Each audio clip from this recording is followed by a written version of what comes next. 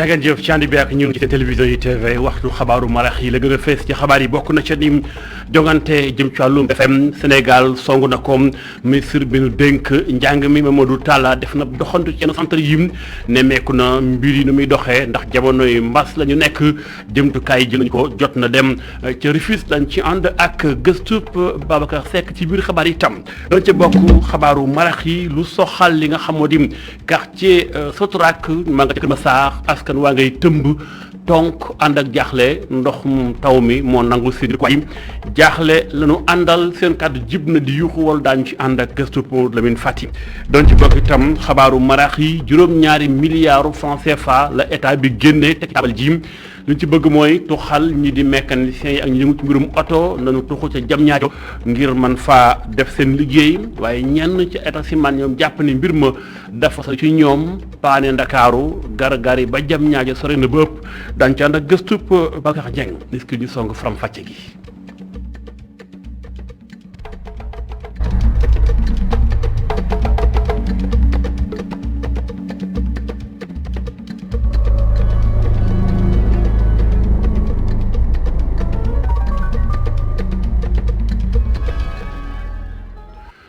nuyu leen gërëm la ci ànd bi ak ñun ITV xabaaru marax yi ñu koy tàmbale ci mbirum njàng ci Sénégal ña nga ca Sénégal songu na ko jongante jëm ci wàllum BFM jàppale ni kon rédaction bi ITV dana leen jox lu bari ci réew mekk na muy doxee tàmbalee ko ci Ndakaaru ministre bi ñu dénk njàng mi Mamadou Talla def na ab doxantu ne meeku na ay centre yu bari yu gën yee mag bokk na ci am Rufisque jot na faa dem foofee kàddoom jot na faa jip ne na bépp jëmtukaay jël na ko ndax dañoo toll jamono yu mbas te ko wax mbas da nga wax ay xale yu ñëw ànd ak seen i jàngalekat kon faaw jël ay matukaay ci war ñu xuus Rufisque ànd faak gëstub Babacar Seck. ci nemmeeku bi jëwriñ bi ñu dénk njàng mi doon amal jagleel ko examen bii di BFM mu ngi ko doore ci Tëngéej ci école privée la SADES ba mu fa jógee dem na wutali école Camp Lolo 2 donte am na taw yu nemmeeku ci gox yu bëri ci réew mi ndoorte examen BFM bi amul benn jafe-jafe. ñu ngi sant yàlla en tout cas malgré taw bi commencé nañ ko dans de bonnes conditions bi ñu laajte également au niveau national que partout en tout cas ñoom mun nañu démarrer nañu surveillants yi ñëw nañu donc ça se passe très bien. les premières épreuves bi de mën naa wax ne sax léegi mu pare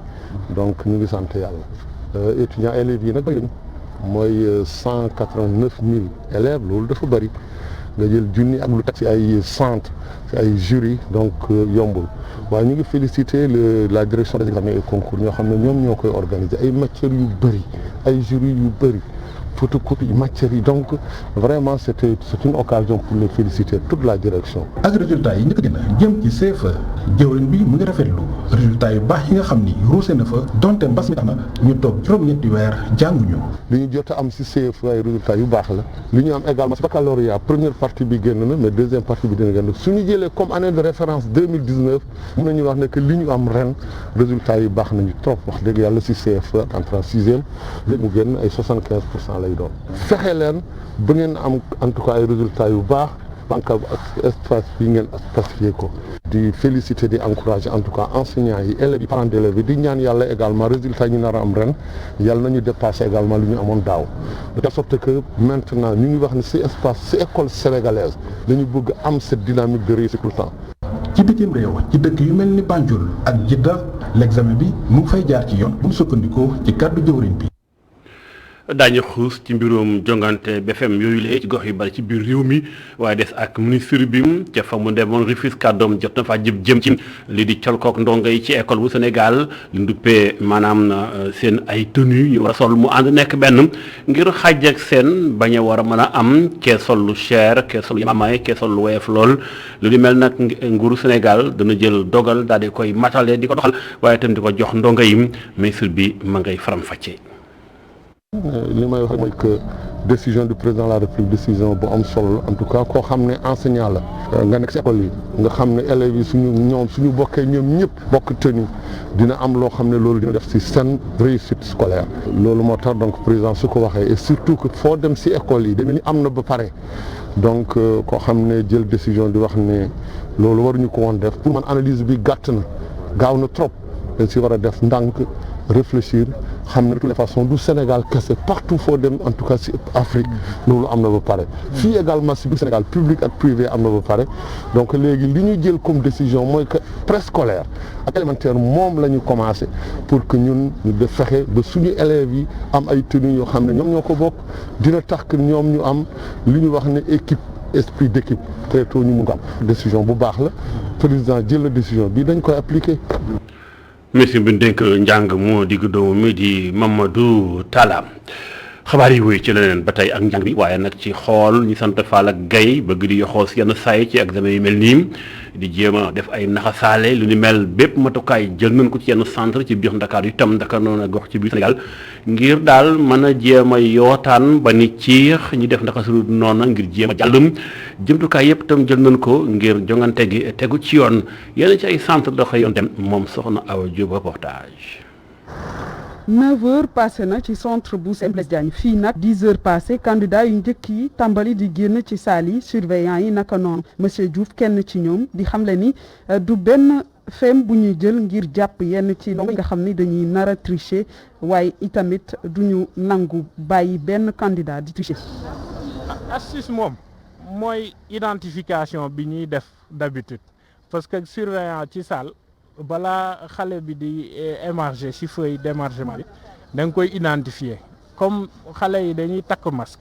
da nga koy wax mu wàccee masque bi nga xool par rapport à la pièce qu'il présente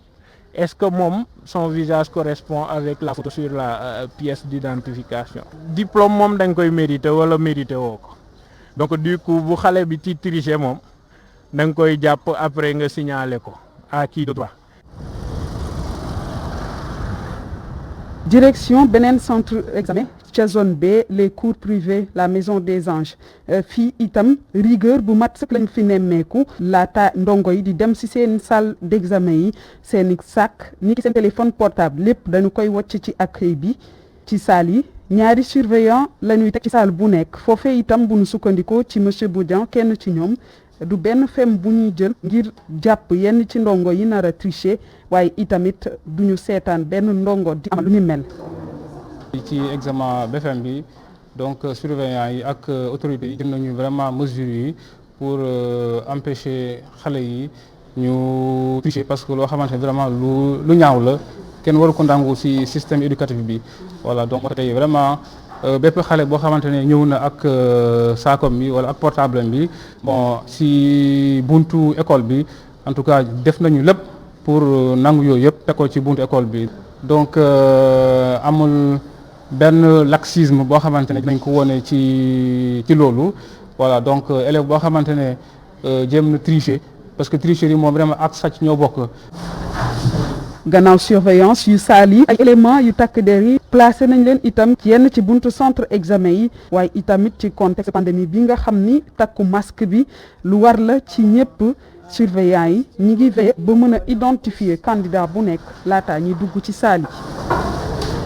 soxna Awa Diop àndoon ak Moussa Fall jàngeen jëf ñu ànd xuus jëm Kaolack fekk fa Adama Sarr boobu itam jàppale ni jongante yi xëy na tàmbali amul benn gàllankoor bu am solom fukki junni ak ñetti téeméer rek nangam la nemmeeku ci ay xale yi war a caaxi ba na xëy donte ñu ngi nekk jamonoy nawet ak jamonoy mbas teewul bépp jëmtukaay la ñu jël correspondance.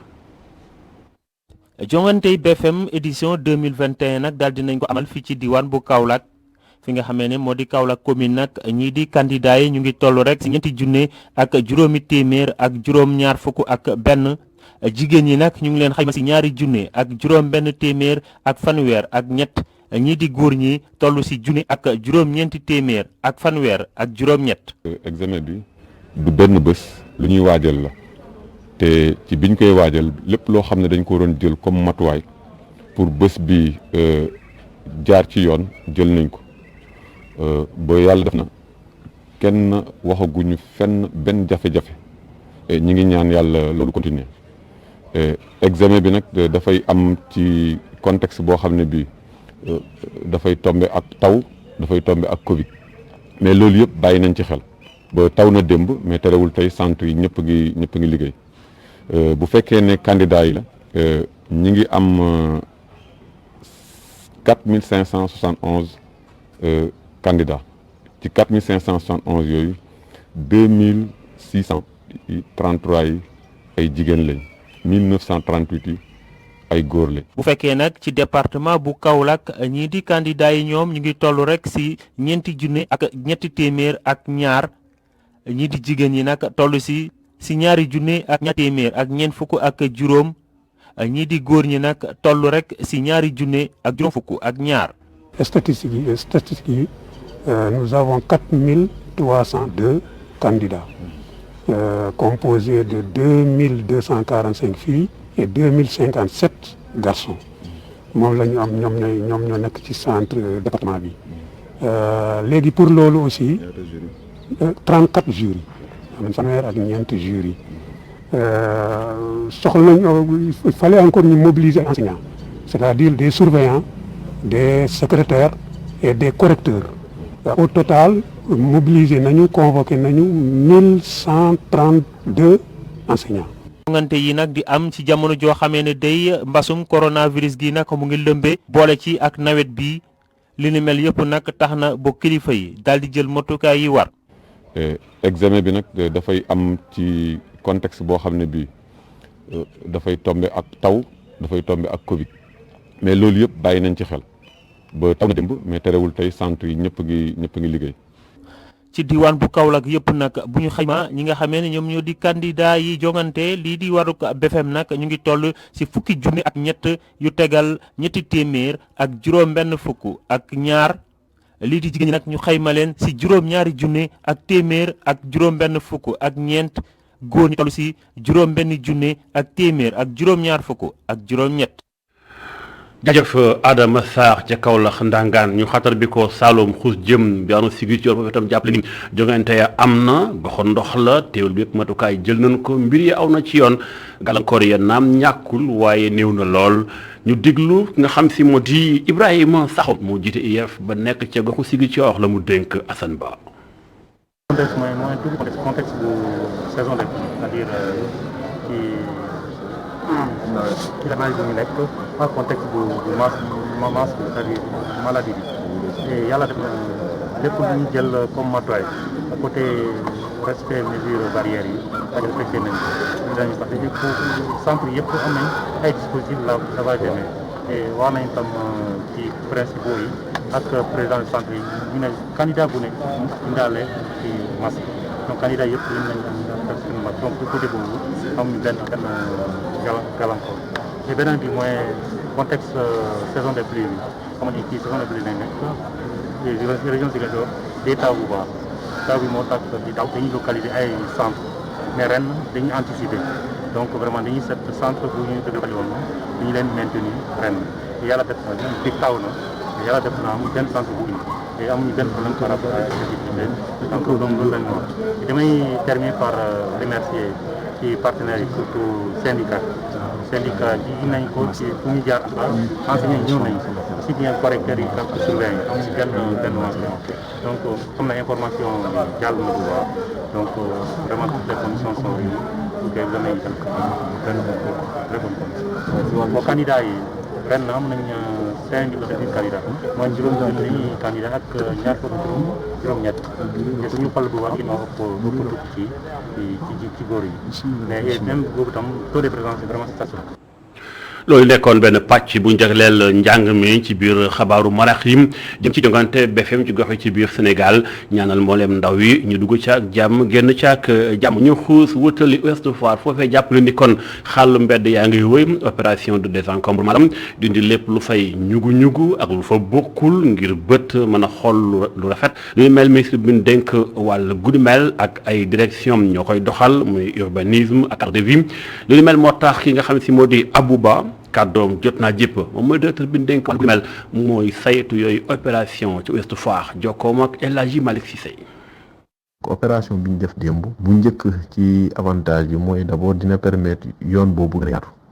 waaye tamit dina tax mécaniciens yi épave yi fa nekk ay oto yi nga xamante ne dafa yàqu dawatul jële ko fa parce que oto yi nga xamante ne dina toll ci 200 oto nekk fa te doxuñu ñu jëlee ko fa pour yoon bi gën a leer. waaye tamit dina gën a ñoŋal dem beeg dikk bi parce que yoon boobu soo jógee ci ginnaaw Elton bi dugg ci yoon boobu mën nga génnee ci autopont Yoff donc dina améliorer dem beeg dikk bi ci Ndakaaru mais su weesoo loolu li gën a am solo ci opération bi mooy opération bi dañ ko ànd ak ñi nga xamante ne ñoom lañ ko séqal ñëpp d'accord ci riverains yi d'accord ci ñi nga xamante ñoom ñoo fa dëkk mécaniciens yi nga xamante ne ñoom ñoo fay liggéey aussi d'accord ci UCG ñoo nettoyé def liggéey bu am solo ñëpp bokk ci jàpp ci waaye défi bu gën a mag bi moo ñuy xaar mooy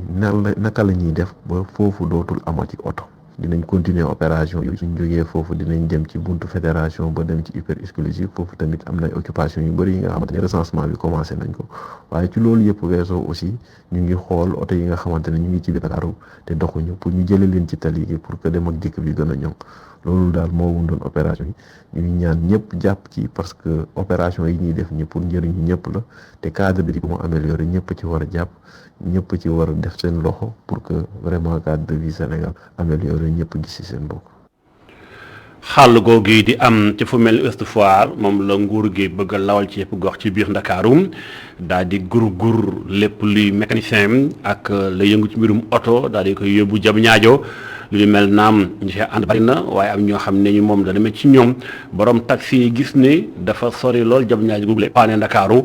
xëccëb oto dox wutali jam ñaajo day métti ci ñoom ñenn ci ñoom ab gis-gis lañ ca joxe ci gëstu Boubacar Dieng reportage. fii yëpp ay atelier mécanicien ñoo fi nekk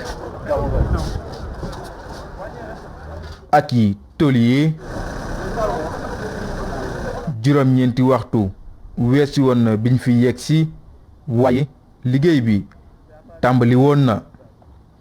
ñii ñëpp nag fu lekk lu néew dañ leen war a yóbbu sa jam ñaajo foofu ñuy dalal ñi nga xam ni ñu yëngu ci wàllum oto ak mécanicien yi mécanicien bi moom ànd na si. ñun moom bañ ñu fenn l'essentiel fu ñu yëkkatee man ñu am fu ñu teg parce que nit ki boo ko dee bàyyi lii da nga naan nga jàppal ci lii ñun bañu ñu fenn mais l'essentiel que dañu yàgg dik li ñu dig duñ ci jot. ak nawet gi oto yu bari dañuy am ay panne si noonu ñu dajeek bile taximan moom nag li ñuy toxal garage mécanicien yi sa jam ñaajo arrangé wu ko. xëy na dina métti ci ñun torop parce que fi mu toll nii déplacé wu fii jëm ba jam ñaajo te xam nga yenn saa yi nga yenn paan yoo xam ne nii ay paan yu sew sewaan la doo xam noo koy réparé il faut que nga dawal sa oto des fois sax doo mën a dawal sa oto dem jëm ñaajo paan yooyu sew yooyu moom li ngay mën a def rek mooy woo mécanicien bi mu gën laa jege mu ñëw rek dépanner la nga dem mais su fekkee ne paan yenn paan yi nga xam ne moom di nga mën a daw ba foofu paan yi nga xam ne da nga koy waajal di nga mën a daw ba foofu mu fekk la nga di nga fekk gars yi foofu nga dépanner foofu mais am na paan yoo xam ne ni moom urgent lay doon mënul xaar mais bëgg noo déplacer jëm fii ba jam ñaajo wax dëgg yàlla métti na ci ñun trop. bi muy amal ab doxub nemmeeku ci bërëb bi ñu war a dalal mécanicien yi ak yëngu ci wàllum oto te nekk ci Dakar Papa Amadou Ndiaye di jëwriñ ji ñu dénk wàllum artisanat xam ne ni dinañu ubbi boobule bërëb fii ak weeru août bi ñu nekk ci pàcc bu njëkk bi def nañ ci lu toll ak juróom-ñaari milliards sunu xaalis wante balaa booba file nag liggéey yi tàmbali nañ ko dooree ko ak dindi mbalit mi nekkoon file te daan fi xatal lool. Boubacar Dieng àndoon ak Mara Sow jàngeen jëf ñu xuus jëm diwaanu Kër Masar fee quartier ba Nduppé Sotorak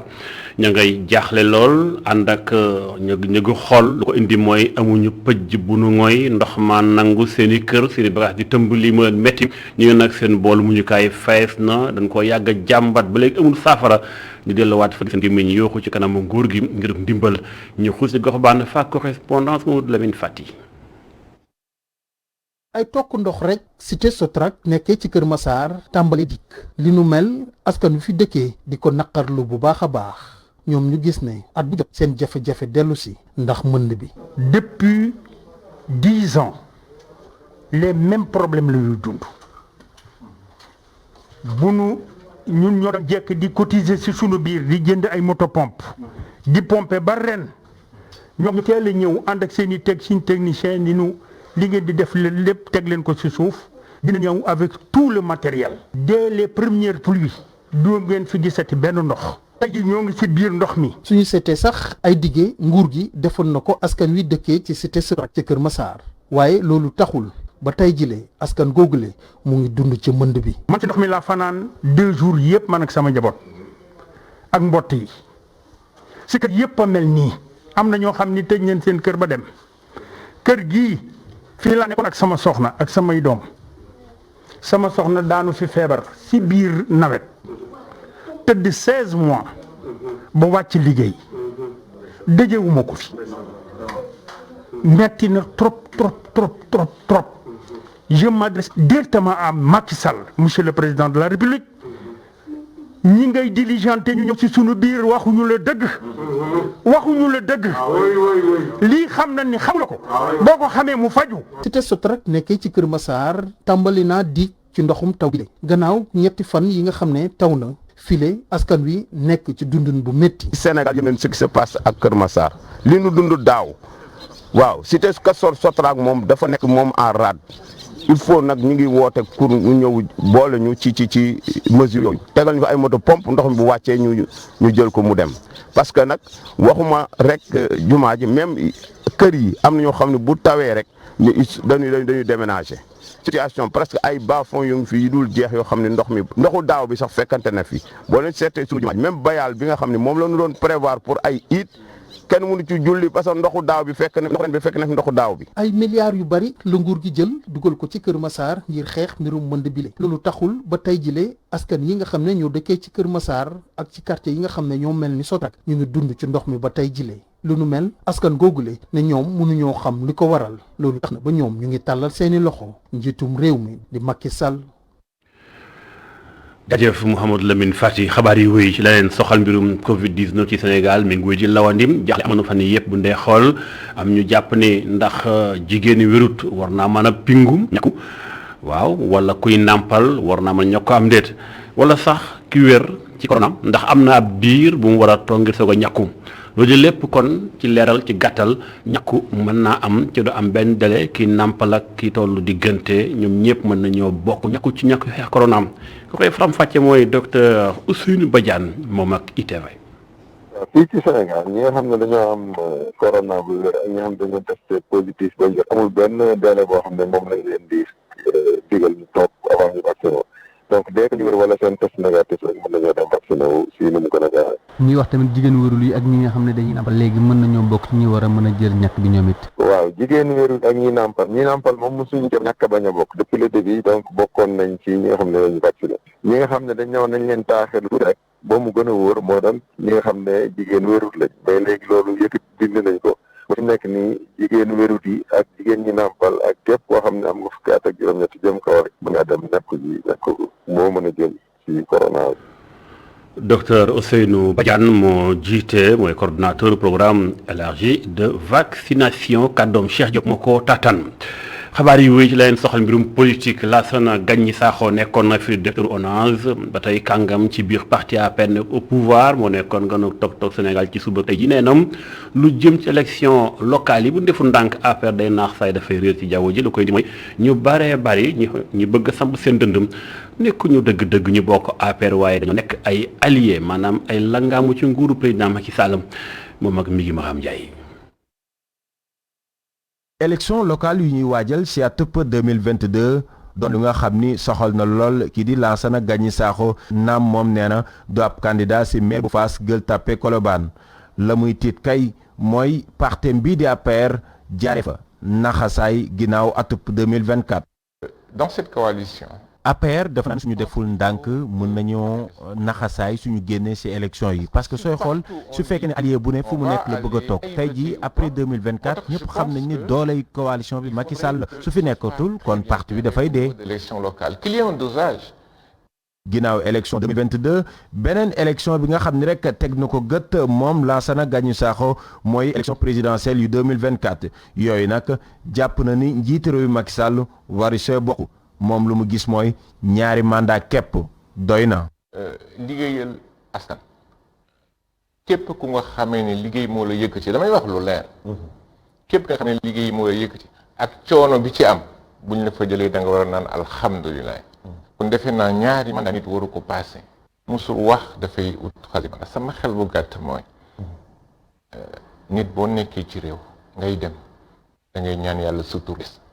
te turam des mooy chantier yi nga xamee ne commencé na ko ñu terminé ko nit ñi dem élection kenn ko bëgg ñëw loolu mooy. laataa nag 2024 beneen njàqare bi nga xam ne rek am na ko mooy amul kenn koo xam ni ab investisseur la jóge bitim réew nar a ñëw fii si biir Sénégal ndax rek xew-xew yi nga xam ni amoon na fi weeru mars bee ñu génn moom muy joxoñ baaraamu tuuma. L'histoire de la petite là. Désolé. Excuse-moi du terme wax bu ñaaw bu ñaaw. Je pense que ça n'aurait jamais dû arriver. xoolal yàq bi mu indi xoolal li ma leen wax lii instabilité politique instabilité économique il y a aucun investisseur sérieux qui va dire moi je vais prendre mon argent jusqu'en 2024 parce que amul visibilité. moom mi nga xam ni moom moo nekkoon ganu ko Tok Sénégal di Lansana Gagnou Sakho ñëwaat na itam si ndaje bi nga xam ne rek waroon na ko seq digganteem ak Ousmane Sonko te sa mujjël ga mu daal di laj moom nee na ay kilifaam ñoo ko jox ordre ngir rek boobu la ndaje bañ a am. dama ko recevoir dama am kilifa. ñu ne ma bëgg a recevoir ma ne ok du ma ko recevoir loolu naa ko leeral tey. jaajëf mi Maram Ndiaye waaye itam jàngeen jëf bokk yi àndoon ak ñun ci seen télévision ITV lii moo la falaat ci xibaaru marax yi ñu bàyyi leen ak la Total Cheikh Hassana Fall ak i ganam jàngeen jëf.